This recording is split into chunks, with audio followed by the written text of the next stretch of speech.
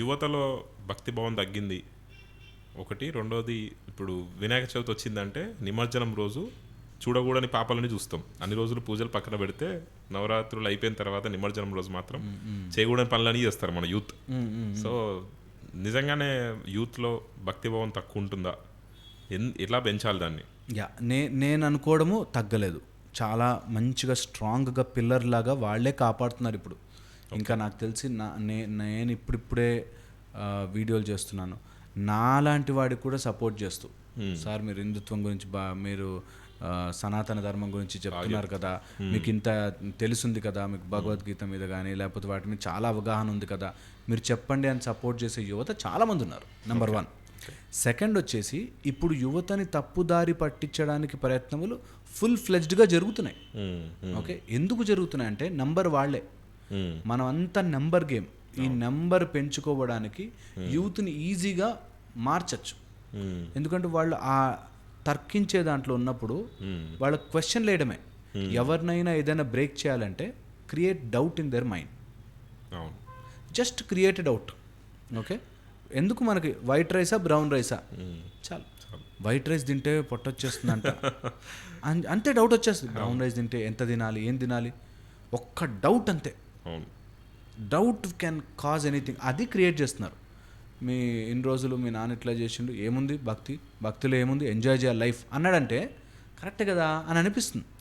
ఎందుకంటే they are not seeing the bigger picture. ఒక అతను వచ్చి ల్యాండ్లో ఇన్వెస్ట్ చేయి, 10 ఏళ్ళు ఆగితే నీకు 2 కోట్లు వస్తాయిరా, ఇప్పుడు 20 లక్షలు అంటే 20 ఏళ్ళుగా బతుకుతామో లేదో, ఇప్పుడు ఎంజాయ్ చేయరా అంటే ఇది ఈజీ అనిపిస్తుంది. అవును, ఇప్పుడు ఉన్నదంతా ఎంజాయ్ చేసేద్దాం, 10 ఏళ్ళ తర్వాత ఎవరు చూస్తాడు అనిపిస్తుంది. ఎందుకంటే they can not see that big picture. అది మన యూత్ మీద కొందరిని డైవర్ట్ చేయడానికి జరుగుతున్న నెంబర్ 1. ఇప్పుడు ఏంటి, ఇప్పుడు ఎంజాయ్ చేయని ప్లెజర్స్కి అలవాటు చేస్తున్నారు. నెంబర్ 1 ఇప్పుడు యూత్ మీద జరుగుతున్న దాడి వాళ్ళని సెన్షువల్ ప్లెజర్స్ మీద పుష్ చేస్తున్నారు. అంటే మందు, సిగరెట్, డ్రగ్స్ ఈజీ అవైలబిలిటీ చేస్తారు. Easy availability at the age of 9-10 start చేయించేస్తున్నారు. సో దట్ వాళ్ళకి బ్రెయిన్ పని చేయకుండా మానేస్తే వాళ్ళ బ్రెయిన్లో ఏదైనా పెట్టచ్చు మ్యాటర్. అది నెంబర్ 1. బ్రెయిన్ ఎప్పుడు పనిచేయదు, నమ్మకం లేనప్పుడు పనిచేయదు. నమ్మకం అంటే ఏంటి, దేవుడి మీదనే కాదు, నా తల్లిదండ్రుల మీద, నా కల్చర్ మీద నాకు నమ్మకం లేకపోతే అది ఏదైనా కానీ నా తల్లిదండ్రులు చెప్పే మాట నాకు నచ్చక అమెరికా వాడో లేకపోతే ఆస్ట్రేలియా వాడో చెప్తే ఈ ప్యాంటు బాగుంటుంది అంటే నేను నమ్మగలుగుతున్నానంటే ఎంత మూర్ఖత్వంలో ఉన్నాం. అది దాడి నెంబర్ 1 జరుగుతుంది మన మీద. ముందు మన నమ్మకం, అది ఏమన్నా కానీ అది నమ్మకం కరెక్టా కాదా సెకండ్ మాట్లాడుకోవాలి. ఫస్ట్ నా తల్లిదండ్రులు చెప్పిన దాన్ని నేను ఒప్పుకోలేక వాడెవడో చెప్పింది నేను ఒప్పుకుంటున్నానే ఇస్ ద దాడి నెంబర్ 1 జరుగుతుంది. సెకండ్, మన యూత్లో అమ్మాయిల మీద జరిగే దాడి. అమ్మాయిల మీద జరిగే మానసిక దాడి అన్బిలీవబుల్. అంటే వాళ్ళని మన నుంచి దూరం చేయడానికి అన్ని ప్రయత్నాలు జరుగుతున్నాయి. మన కల్చర్ని కాపాడుకోవడానికి మన యూత్ని, అమ్మాయిల్ని ఇలా డైవర్ట్ చేస్తున్నారు. వాళ్ళకి మందులు, సిగరెట్లు అలవాటు చేసి వీళ్ళకి ఫ్యామిలీ వద్దు, ఏమొద్దు, నువ్వు ఎంజాయ్ చేయి, ఫస్ట్ నువ్వు ఎంజాయ్ చేయ, ఈ ఎంజాయ్మెంట్ పేరుతో డైవర్ట్ చేస్తారు. నెంబర్ 1. సెకండ్ వచ్చేసి creating doubt on every our scripture. మనకంటూ పవిత్రమైనది అన్న దాని మీద ఖచ్చితంగా డౌట్ క్రియేట్ చేస్తారు. అవునా, ఇలా ఉందా, మన బుక్లో ఇలా రాసిందా, ఇలా చేసిందా, నీకెందుకు, మా బుక్లో ఏముంటే నువ్వెందుకు తలబెడుతున్నావు అని అడగలేకపోతున్నారు. నిజంగా అలా ప్రాబ్లం ఉంటే, ఓకే, సైన్స్లో అలా జరుగుతుంది. సైన్స్లో డిస్కోర్సెస్ ఉంటాయి, సెమినార్స్ ఉంటాయి, సిడి ప్రోగ్రామ్స్ ఉంటాయి, ఆర్ సిఎంఈ ప్రోగ్రామ్స్ ఉంటాయి, where science people will SIT and discuss and come up with solution. సైన్స్లో ఈ డ్రగ్ ఇచ్చాం ఎన్ని రోజులు, వీటి వల్ల సైడ్ ఎఫెక్ట్స్ ఉన్నాయంట, అరే రే అని ఎవరు మామూలు మనుషులు కొట్లాడుకోరు, డాక్టర్స్ కూర్చొని డిసైడ్ చేస్తారు. అలాగా మన బుక్కుల్లో ఏమైనా ఉంటే ఆ పండితులు, ఆ ఫీల్డ్కి సంబంధించిన వాళ్ళు, లేకపోతే దానికి సంబంధించిన వాళ్ళు డిసైడ్ చేసి లోక కళ్యాణం కోసం చేయాలి అనుకోవాలి. అందులో అందరిని ఇంక్లూడ్ చేయాలి. అందులో అన్ని కులాల వాళ్ళని కూర్చోబెట్టి, అన్ని మతాల వాళ్ళని కూర్చోబెట్టి చేయాలి. చేయనివ్వరు, they will push it. Okay, ఇదొకటి. థర్డ్ వచ్చేసి అంత బయటవంతా డబ్బు అంతా చాలా గొప్పది, ఓకే, ఆత్మసంతృప్తి ఫ్యామిలీ అనేది ఏం లేదు అనే ఫ్యామిలీ స్ట్రక్చర్ మీద దెబ్బ కొడతారు. ఓకే, ఇప్పుడు మన మీద చేస్తున్న, యూత్ మీద చేస్తున్న దాడిలో థర్డ్ ఫ్యామిలీ స్ట్రక్చర్ని దెబ్బ కొట్టడం. ఈ ఫ్యామిలీ స్ట్రక్చర్ని దెబ్బ కొట్టడం కోసమే లివ్ ఇన్ అని లేకపోతే డేటింగ్ అని అలా ఇష్టం వచ్చినట్టుగా ముందు ఆ సుఖం ఎంజాయ్ చేయి తర్వాత అనేది అది బాగా అనిపిస్తుంది. అవును. ఎంజాయ్ చేస్తున్నాం Attract కదా అవుతారు బాగానే అనిపిస్తుంది, కానీ అప్పటికప్పుడు ప్లెజర్ బాగుంటుంది. అవును. తర్వాత వాళ్ళు అనుభవించే బాధ సైకలాజికల్గా డిప్రెస్ అయిపోయి వరి అయిపోయి సూసైడల్స్ అయిపోయి అట్లా సైడ్కి చెప్పేస్తారు. నాలుగోది care free attitude. Care free attitude అంటే ఒక ఎవరు ఫిల్మ్ డైరెక్టర్ ఎవరో కూర్చొని వదిలిపెట్టేయాలంతా, సొసైటీని వదిలిపెట్టాలి, నీకంటూ నువ్వు బతుకు, లవ్ యువర్ సెల్ఫ్ అని నేర్పించడం. It's wrong. మన దాంట్లో పరోపకారం, డోంట్ లవ్ యువర్ సెల్ఫ్, అందరినీ లవ్ చేయి, నీతో పాటుగా అందరినీ లవ్ చేయి. లవ్ యువర్ సెల్ఫ్ అని స్టార్టింగ్లో బాగా అనిపిస్తుంది, తర్వాత నార్సిస్టిక్ అయిపోతారు, అబ్సెస్ అయిపోతారు. అందుకని ఇనీషియల్గా 5 వచ్చేసి ప్రోడక్ట్, అంటే ప్రోడక్ట్గా మార్చేస్తారు మనని ప్రోడక్ట్గా మార్చుకుని మన యూత్ని ప్రోడక్ట్ చేసుకుని వాళ్ళ సామాన్లు అమ్ముకుంటారు. ఆశ్చర్యం వేస్తుంది నాకు ఒకసారి, ఒక T-shirt company, same T-shirt same company, okay, వేరే కంట్రీలో మంచి క్వాలిటీ, అదే మన దేశానికి వస్తున్నప్పుడు చీప్ క్వాలిటీ. ఎందుకంటే ఇండియాకి చాలే అన్నట్టు. సేమ్ బ్రాండ్ అంటే మనకు అంత వచ్చేస్తారు అనమాట. ఏం కాదు ఇక్కడ, మరి ఇక్కడ వద్దుగా, మార్కెట్ వద్దుగా, ఇక్కడే మార్కెట్ చేసుకోవాలి. సో మనని ప్రోడక్ట్ చేసేసారు. Very very dangerous. Correct. Okay. And 6th వచ్చేసి మన ఎడ్యుకేషన్ని దెబ్బకొట్టారు. మనకున్న ఎడ్యుకేషన్ ఏదైనా కానీ మన ఎడ్యుకేషన్ మా ఇష్టం వచ్చినట్టు మా ఎడ్యుకేషన్ మేము చేస్తాం, ఓకే అనేది తీసేసి ఆ ఇంగ్లీష్ ఎడ్యుకేషన్ వాళ్ళదే కరెక్ట్, వాళ్ళు చెప్పిందే సైంటిఫిక్, వాళ్ళు చెప్పిందే కరెక్ట్ అని చేశారు. సూర్య సిద్ధాంతాలు ఒక్కొక్క కిరణానికి పేర్లు పెట్టారు మనోళ్ళు. అంటే ఎంత స్టడీ చేసుంటే ఒక్కొక్క కిరణానికి దాని మెజర్మెంట్, దాని షేప్, స్ట్రక్చర్ ఇంత చెప్పగలిగారు అంటే ఖచ్చితంగా దాని పారాఫెర్నేలియా ఉండుంటుంది కదా, దానికంటూ ఒక సిస్టమ్ ఉండుంటుంది కదా. ఆ మాట రాగానే అక్కడ తప్పు ఉంది, ఇక్కడ తప్పు ఉంది, ఇక్కడ తప్పు, మనకు ఆ తప్పులే పెద్దవి చేసి చూపిస్తారు. ఓకే, ఎవరి దాంట్లో తప్పులు లేవు ఫర్ ఎగ్జాంపుల్ అంటే గందరగోళం అయిపోతారు, అది ఒప్పుకొని ఇవ్వరు. సో అది వెరీ వెరీ డేంజరస్. 1998 కరెక్ట్ ఉన్నా 2 తప్పులనే ఎక్కువగా భూతద్దంలో చూపిస్తారు, నిజంగా అలా చూపిస్తారు.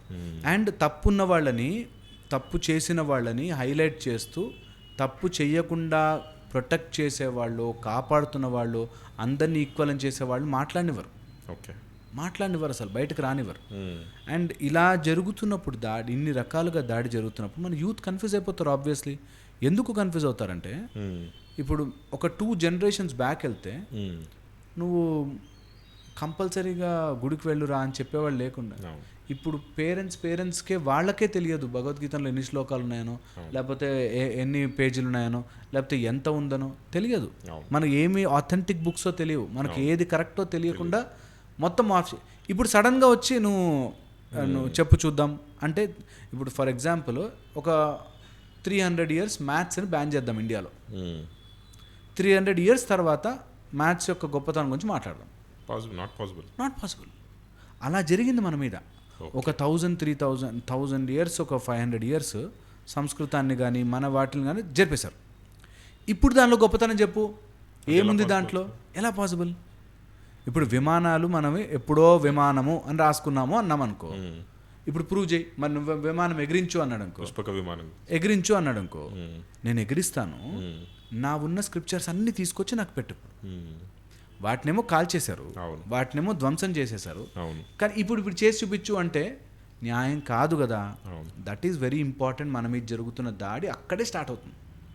అండ్ మన లోపల ఉన్న వేరియేషన్స్ని డివైడ్ చేస్తున్న వాళ్ళు ఎవరైనా సరే, నువ్వు డివైడ్ చేసి చూపిస్తున్నా అంటే వాడు తప్పు. అవి డివైడ్ అయినా మేము చేసుకుంటాం. నువ్వు వేరే పేరు చెప్పుకుని ఇక్కడికి వచ్చి డివైడ్ చేయకూడదు.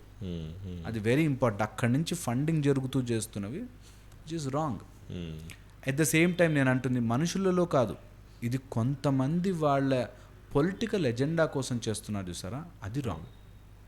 మనుషుల్లో నేను చెప్పాక ద లో గ్రేడ్, వెరీ ఏమీ తెలియని వాడు, నార్మల్ వాడు, రోజు బ్రతుకు వాడు చేసుకునేవాడు, వాళ్ళకి ఇవి నూరిపోస్తున్నారు. అవును అవును వాళ్ళు ఇంట్లో గొడవ పడుతున్నారు. ఫైనల్ ఎండ్ ప్రోడక్ట్ అక్కడికి వస్తుంది. Correct. Which is so sad and bad. యూత్ని మనం ఎంత త్వరగా కాపాడుకోగలిగితే అంత మంచిది.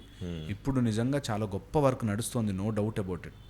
కాకపోతే దీన్ని ఒక ఆర్గనైజ్డ్గా తీసుకెళ్ళి మన లోపల ఉండే తప్పులు ఏదన్నా ఉంటే లేకపోతే మిస్టేక్స్ ఏమైనా జరుగుతుంటే ఇందులో బికాజ్ నమ్మకం అనే ఫ్యాక్టర్ వస్తుంది కాబట్టి ఇలా జరిగే ఛాన్సెస్ ఎక్కువ ఉంటాయి, మిస్టేక్ జరిగే ఛాన్సెస్ ఎక్కువ ఉంటాయి. దానికో స్ట్రీమ్ లైన్ చేసుకుని మనకంటూ ఒక పద్ధతి ఏర్పరచుకుని దాని ప్రకారం ఎంత కాదనుకున్నా, కొంతమందికి చదవడం ఇష్టం ఉండదు, వర్క్ చేయడం ఇష్టం ఉంటుంది. కొంతమందికి వర్క్ చేయడం ఇష్టం ఉండదు, చదవడం ఇష్టం ఉంటుంది. అలాగా డిఫరెంట్ మనుషుల మనస్తత్వాల్ని బట్టి రకరకాలుగా మనమే పోస్టులు తయారు చేసుకుని ఒక సిస్టమ్ తయారు చేసి అందరిని ఇంక్లూజివ్ చేసి ఎవ్వరికి ఆ ఫీలింగ్ రాకూడదు. నా ఉద్దేశంలో ఎవ్వరికి కూడా మమ్మల్ని తోసేశారు, మమ్మల్ని వెలివేశారనో లేకపోతే మమ్మల్ని ఇట్లా చూశారు అనే ఫీలింగ్ ఇప్పటికైనా మనందరము కలిసి తుడిచేయకపోతే ముందుకు వెళ్ళలేదు. వాళ్ళు కూడా ఆలోచించాలి. బికాజ్ అది నీ ఇల్లే, నీ ఇంట్లో నుంచి నువ్వు కూడా దోసేస్తా అంటే నువ్వెందుకు ఒప్పుకుంటున్నావు? ఎగ్జాక్ట్లీ. సో ఇప్పుడు అది మనం ఏం చేయాలంటే అందరం సమగ్రంగా అందరం ఆలోచించగలిగే వాళ్ళందరూ టుగెదర్ రావాలి. అందరూ వచ్చి మనం ఎలాగ గ్రూప్గా we can format together, go ahead in life and మన దేశాన్ని ఇండియాని చాలా గొప్ప స్థితికి తీసుకురావాలి. దాంట్లో అందరము పాల్పంచుకోవాలి. నేను గొప్ప, నేను తక్కువ, నేను ఎక్కువ ఉండకూడదు మనలో మనకి అన్నది చాలా ఇంపార్టెంట్. దీన్ని దెబ్బగొట్టే వాళ్ళు క్రియేట్ చేసేదే ఫస్ట్ డౌట్, అనుమానం తయారు చేస్తారు. నీకు వీడెవడరా మనకు చెప్పడానికి, నువ్వెవడివిరా అని స్టార్ట్ చేశారంటే నిజంగా మనకు డౌట్ వస్తుంది, ఎవరు ఏంటిది. బికాజ్ నేను సైన్స్ స్పిరిచువాలిటీని బాగా రోజు అధ్యయనం చేస్తాను కాబట్టి నాకు తెలుసు దట్ ఇందులో కూడా ఉన్నాయి. వీడు ఎందుకు ఇది హైలైట్ చేస్తున్నాడు, పర్సనల్ ఎజెండా, అమ్మ వీళ్ళు దీనికోసం ఎజెండా. నేను అందుకే బ్యాలెన్స్ తెచ్చుకుని రెండింటినీ ఫాలో అవుతూ రెండింటినీ మంచి మార్గంలో తీసుకెళ్తూ అందరికి ఉపయోగపడేటట్టు ప్లస్ యూత్ని ఎంకరేజ్ చేస్తూ యూత్ అందరికీ ఏదో ఒక రకంగా మీరు భగవద్గీత క్లాసులు వినండి. మీకు చదవడం రాకపోతే వినండి, వినడం రాకపోతే అట్లీస్ట్ ఒక్కొక్క వర్డ్ నేర్చుకోండి. తప్పు లేదు, మీకు ఎంత యూజ్ అవుతుందో అంత యూజ్ అవుతుంది. మానసికంగా ధైర్యంగా ఉంటారు, శారీరకంగా గట్టిగా ఉంటారు. ఎవ్రీ మెథడ్లో రామాయణం చదవండి, భగవద్గీత చదవండి, భాగవతం చదవండి.